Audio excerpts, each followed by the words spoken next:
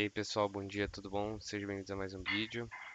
Dessa vez eu quero mostrar aqui para vocês um modelo, um gradient boosting, né? Pode dizer que é uma inteligência artificial, mas não passa de um gradient boosting, que é um modelo de classificação de árvore de decisão, tá?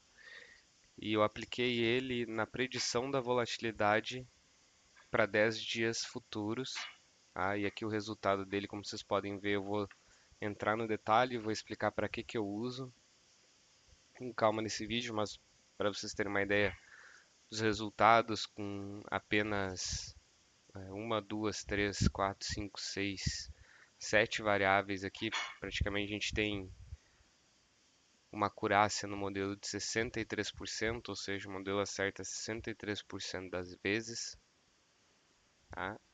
E tem uma precision alta, a gente consegue ver tanto no positivo e razoavelmente boa também, né, no negativo, ou seja, quando o modelo diz que vai subir a volatilidade, quando ele diz que vai cair a volatilidade.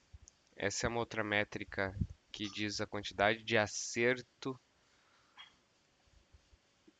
na alta volatilidade, ou seja, 57,3% das vezes em que o meu modelo disse que a volatilidade ia aumentar, ela de fato aumentou.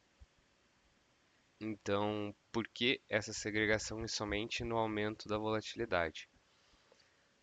Porque essa estratégia ela foi montada para a gente trabalhar com long straddle, tá? O que seria um straddle? A gente tem hoje as opções, né, seja na bolsa brasileira ou que nem no caso aqui, opções de Bitcoin, que é o que eu utilizo para modelar essa estratégia, mas vocês podem replicar o código aqui que eu vou deixar disponível para qualquer ativo. Em resumo, você tem aqui então a opção, né? E quando você abre um long straddle, o que você está fazendo é comprar uma opção de call e comprar uma opção de put. Então, o que significa? Quando a gente compra uma opção, seja de call ou de put, a gente paga um prêmio pela opção, certo? No caso da opção de call, a gente paga o prêmio pela opção e ganha se a ação subir. No caso da opção de put, a gente compra a opção de put, paga o prêmio dessa opção e ganha se a opção cair, se o preço do ativo cair, certo? Quando a gente monta um long straddle, eu compro as duas pontas. Então, eu vou pagar o prêmio das duas opções, tanto na parte comprada quanto na parte vendida, que é o meu max loss, ou seja, eu já entro em tese com o meu max loss porque eu pago o prêmio, então, das minhas opções, e o meu lucro ele é ilimitado em tese, porque não importa para qual lado o ativo vá, importa que ele tenha uma alta volatilidade. É por isso que a gente fala que montar um long straddle nada mais é do que comprar volatilidade, certo? Então, por isso esse modelo aqui, onde eu faço a predição da volatilidade, aqui dá para a gente ver que o modelo ele acerta 57,3% das vezes, o que no long straddle, né? Se for incluir o short straddle junto, que seria esse outro gráfico aqui, onde o seu profit máximo é somente o pagamento do prêmio, mas o seu risco de perda ele é ilimitado, porque não se sabe até onde o ativo vai. Eu não opero, mas o modelo também capta e, caso seja do seu desejo, você pode sim fazer esse tipo de operação. Inclusive, a gente percebe que ela tem uma assertividade maior. Quer ver? Vamos até jogar ela aqui. True Negative, então é TN, True Negative mais False Negative, né? Por quê? Opa,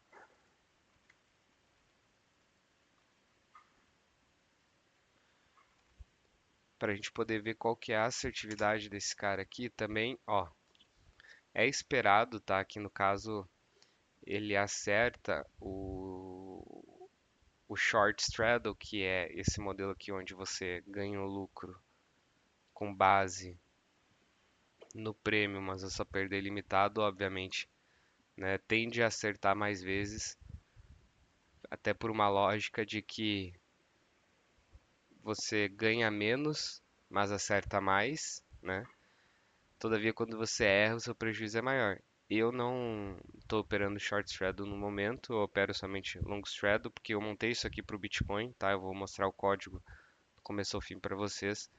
E por tese, né, como o Bitcoin é um ativo que vai sempre subir, é um ativo até então muito volátil, eu optei por operar somente o long straddle.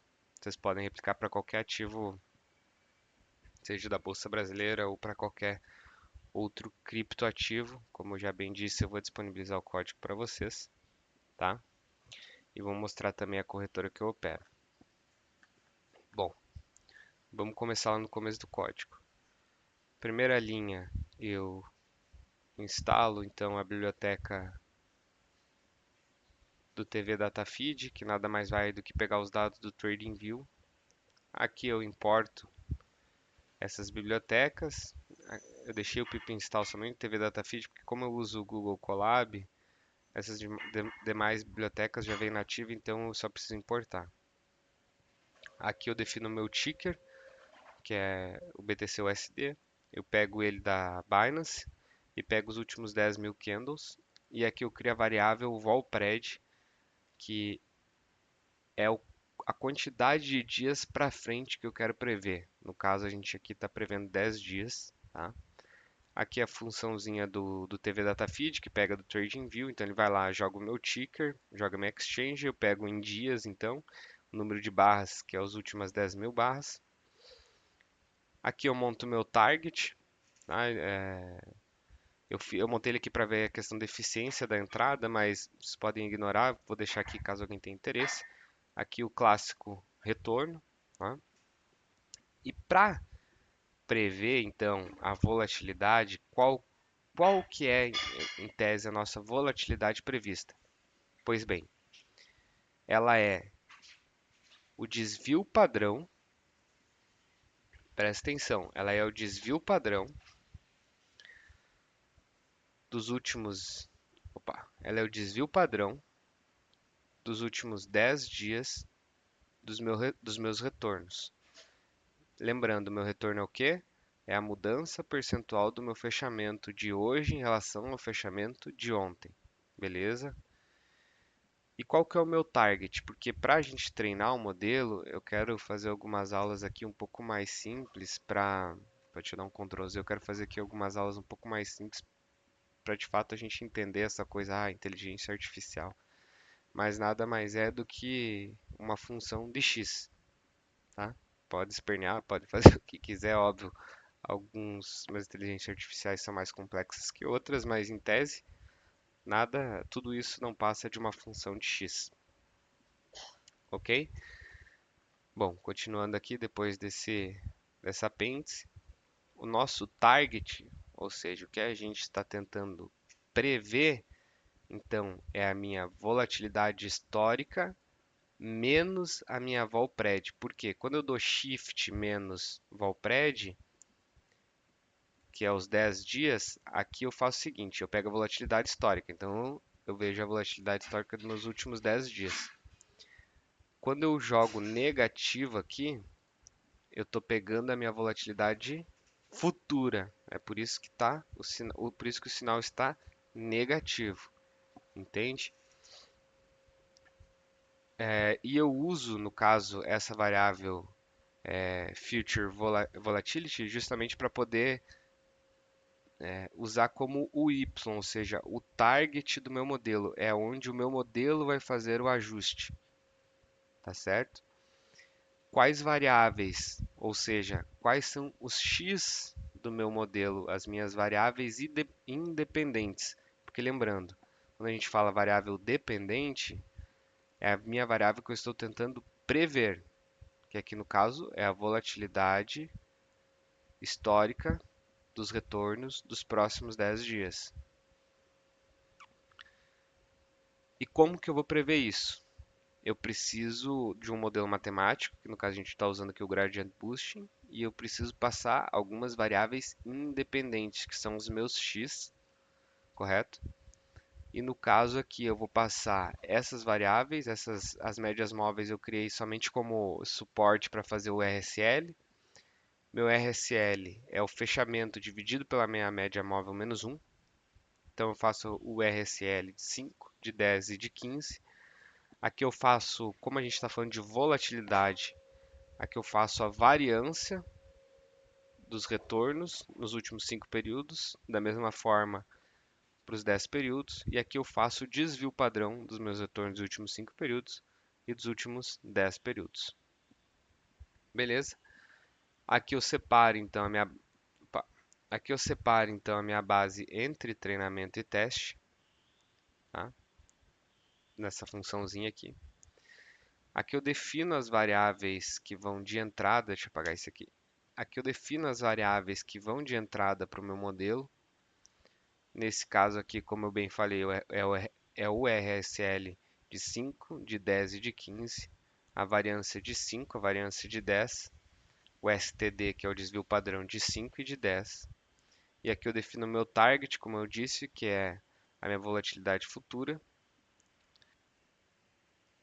Passo essas duas listas, então, para a minha base de treino e a minha base de teste, onde o meu X-Train, lembra que eu falei, é as minhas features, que são então as minhas variáveis independentes,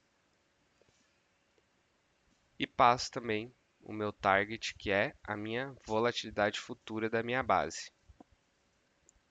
Feito isso, eu vou fazer o treinamento então do Gradient Boosting, tá? Que é um modelo baseado em árvores de decisão. Eu coloquei esses parâmetros aqui no Gradient Boosting, tá? Ele não está hiper otimizado. Eu simplesmente coloquei alguns parâmetros genéricos, que é o que a gente vê no mercado como, entre aspas, padrão, que são bons parâmetros para generalização. Ou seja, esse resultado que vocês estão vendo é bom sem a gente fazer a otimização dos hiperparâmetros. Tá? Se a gente fizesse, a gente poderia melhorar ainda mais esse resultado. Então, eu defino eu defino os hiperparâmetros do meu gradient boosting e aqui eu dou um model fit. No model.fit, eu jogo meu gradient boost para aqui, dou um ponto fit, jogo o meu x e o meu y, então ele vai tentar prever o meu y com base no meu x, e aqui é onde eu treino o meu modelo. Aqui embaixo, eu testo o modelo, então eu dou um predict na minha base filtrada, que é na minha base inteira, para poder dividir e ficar melhor de ver no gráfico. Aqui eu dou um predict na minha base de treino e na minha base de teste, só para a gente poder ter lá embaixo a análise de acurácia do modelo, que vocês vão entender por quê.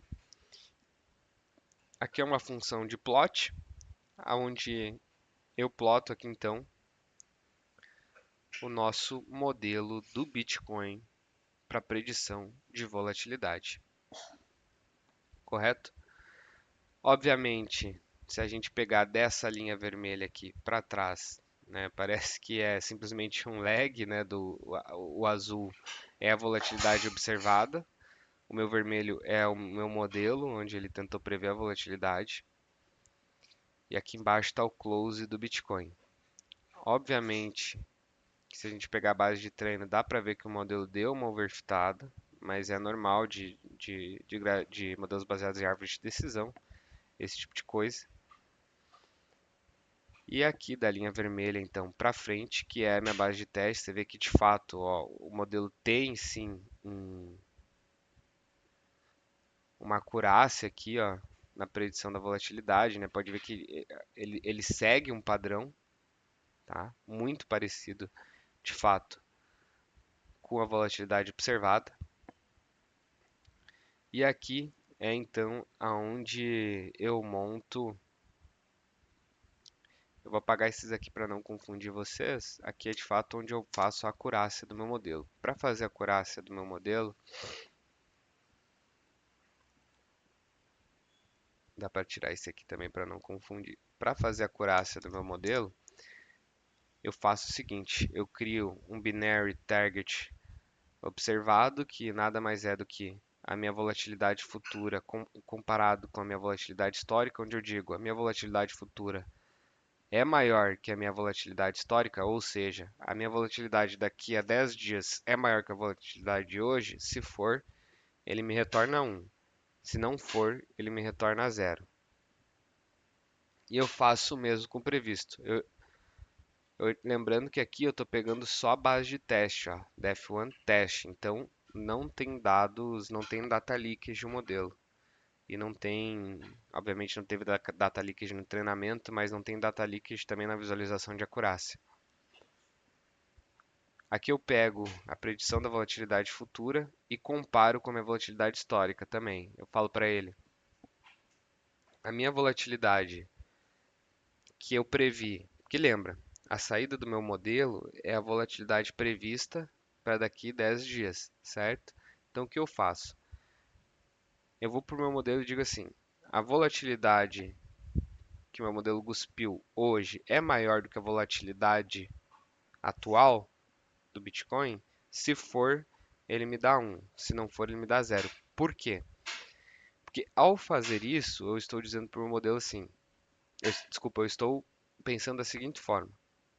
A volatilidade de hoje é maior que desculpa, a volatilidade prevista é maior que a volatilidade atual. Então eu vou fazer um long straddle. Eu vou comprar uma opção de call e vou comprar uma opção de put dentro da minha corretora, onde eu montarei então o meu long straddle, porque eu entendo que se a minha volatilidade prevista está maior que a minha volatilidade atual, ela tende a subir. Ponto. Aí aqui eu faço uma Confusion Matrix, basicamente, ploto os resultados de acurácia, precisão e recall. E de fato a gente vê que quando o meu modelo disse que ia subir, ou seja, quando a minha volatilidade prevista estava maior que a minha volatilidade atual, de fato ela subiu. Isso aconteceu então 57% das vezes. E quando o meu modelo disse que a volatilidade futura iria cair em relação à volatilidade atual, ele acertou 75% das vezes aproximadamente, tá?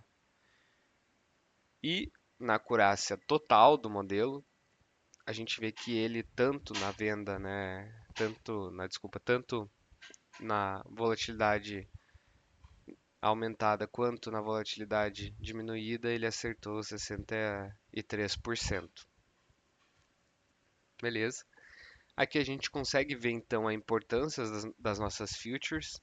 Conseguimos ver que tem de certa forma até que uma boa distribuição, mas tanto a minha variância do retorno quanto o desvio padrão do retorno dos últimos 10 dias tem uma importância um pouco maior. Talvez, né, obviamente que a gente está prevendo aqui 10 dias, talvez se modificasse, adicionasse talvez 8 dias, ou para tentar equalizar mais essas relações aqui, deixar elas menos, né, com uma diferença um pouco menor, melhoraria aqui o impacto do modelo. Vou tirar essa função aqui, que é para salvar o pico do modelo. Mais frente eu explico como funciona. Beleza. Agora eu quero fazer um adendo aqui e mostrar como funciona isso aqui na prática. Eu vou Depois que vocês então vieram aqui, ok? Vocês podem treinar isso aqui com qualquer outro ticker. Vamos colocar um ticker do Petro 4 que a gente tem aqui. Vamos ver a Petro 4 da BMF Bovespa, tá? Vamos tentar prever ela aqui para a gente ver.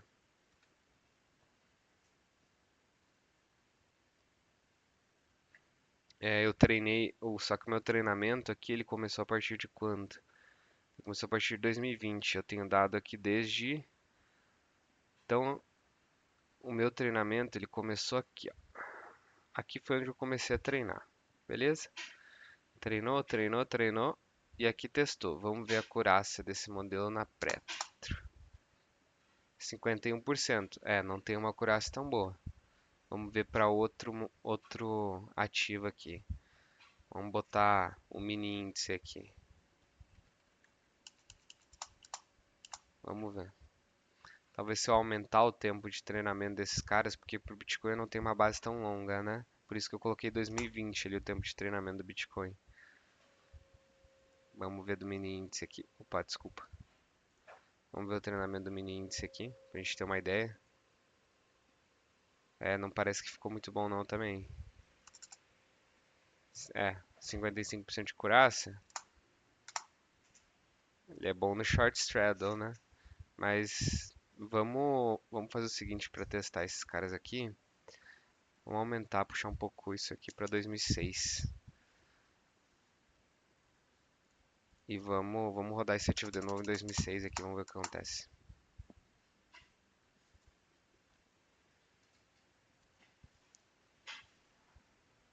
Tá demorando um pouquinho mais para treinar, obviamente, né? Por causa do tempo. Então a gente treinou muito mais o ativo, né? Pode ver aqui que ele tá com muito tempo treinado. Vamos dar uma olhadinha aqui. Opa. É, parece que mesmo assim não ficou muito bom não. É, mesmo dando mais alimento pro modelo, ele não. Vamos pegar outro ativo aqui, talvez em casos como esse, né? Obviamente mudar as variáveis, mas como a gente viu pro Bitcoin, essas variáveis são bastante interessantes. Vamos ver aqui pro a BEV3.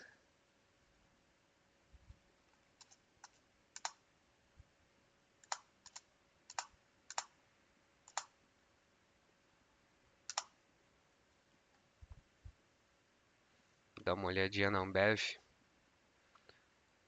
Quero ver para a Vale também. Para a Ambev parece que ficou um pouquinho mais interessante.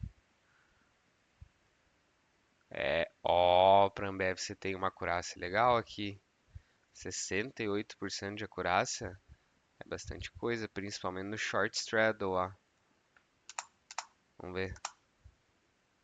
Ó, no long straddle também.